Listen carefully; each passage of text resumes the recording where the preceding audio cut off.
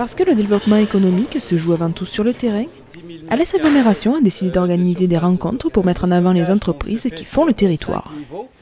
Ce nouveau rendez-vous, baptisé Café Croissance, part à la découverte d'une entreprise du bassin alésien autour d'un petit déjeuner. On a réfléchi un petit peu à des actions concrètes qu'on pourrait mettre en place dès le début de ce mandat. L'idée, c'est de mettre en avant le tissu économique dans toute sa splendeur et montrer les initiatives et montrer les efforts que font les chefs d'entreprise de ce territoire pour pouvoir contribuer à la création de valeur, à la création d'emplois et à la création d'une dynamique. Je crois qu'on a un tissu d'entreprise important sur Alès qui n'ont pas obligatoirement le relationnel entre entreprises. Parce qu'on connaît un chef d'entreprise, il est pris par son entreprise évidemment et il n'a pas le temps de se promener à droite à gauche. Donc le fait de faire ces cafés croissants en invitant les chefs d'entreprise alésiens avec les décideurs alésiens, nous pensons que ça va créer ces liens.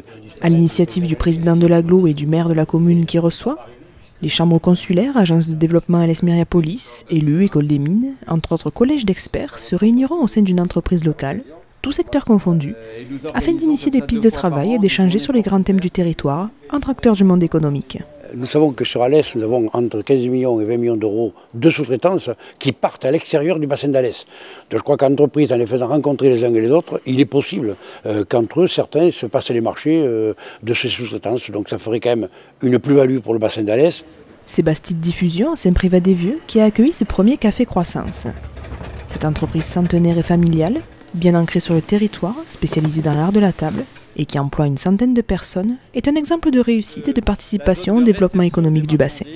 Très bonne initiative. Je crois que c'est très important que les entreprises et les pouvoirs publics locaux se connaissent mieux et agissent de concert. Et en plus de ça, comme d'autres chefs d'entreprise sont également invités, ça nous permet de mieux nous connaître ensemble. Je crois que ça c'est toujours profitable.